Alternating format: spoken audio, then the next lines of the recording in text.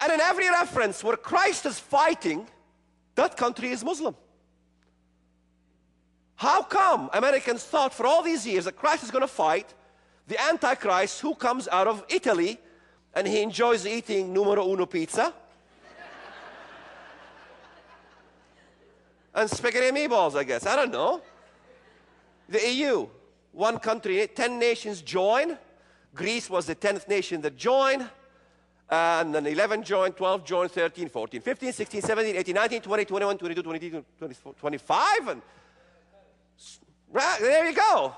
And I never knew this guy.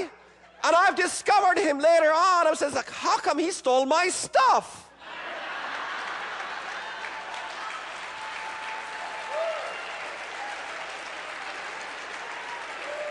And he probably thought the same thing. Who's this guy stealing my stuff? Well, both our stuffs were coming from the same source at the same time. He was doing his research in 92, and I was doing my research in 92, and he was doing his research in 92, and nobody wanted us to open our mouths at any prophecy conference, so we had to get together and form a gang, and here we are.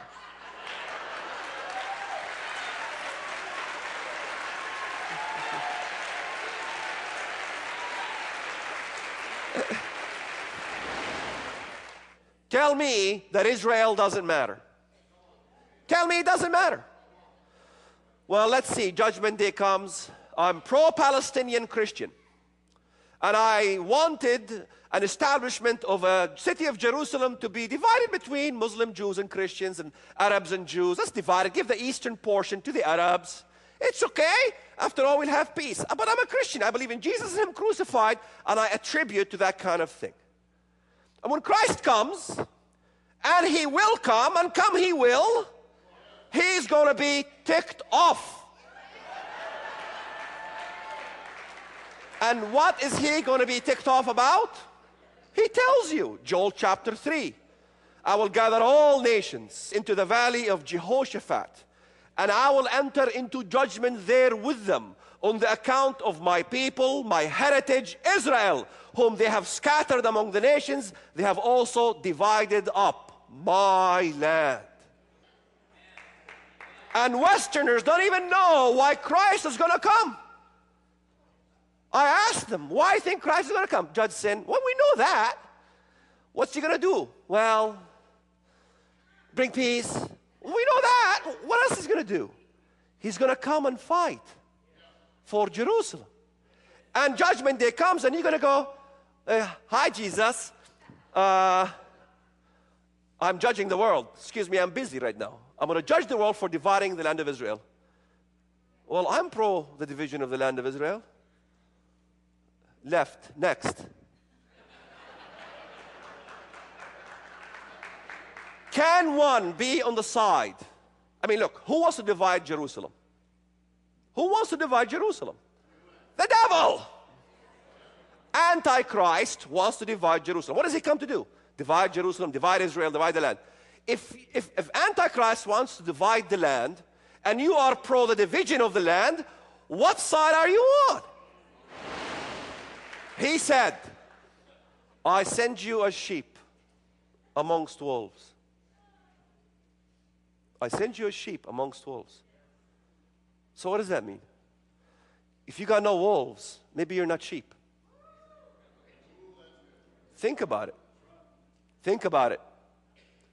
If you don't have wolves in your lives, and don't tell me your mother-in-law is the wolf. No. That is not what the Bible is talking about. Or your credit problems, or your hemorrhoids. That's not what God is talking about. Those are not the wolves. Wolves are real people who really want to kill you and get you and destroy you for what you believe in.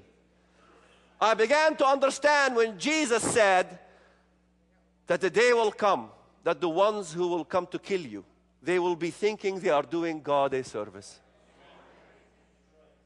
In fact, in Psalm 83, clearly what it says.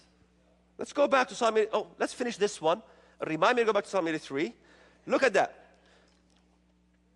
Verse 8, for it is the day of the Lord's vengeance, the year of recompense for the cause of Zion. What does he do to Arabia? Verse 9, its streams shall be turned into pitch. The word streams, Hebrew is nachal, which really doesn't mean water streams like you think. It's not water streams. Nachal is torrents, mines. Look it up in the Strongs. Underground torrents or mines or tunnels will be filled with what? Pitch. What's pitch? You want to argue with that one? It'll be filled with pitch, and its dust into brimstone. Its land shall become burning pitch. It shall not be quenched night or day. Its smoke shall ascend forever. From generation to generation, it shall lie waste. Al Gore is not going to be happy when this happens.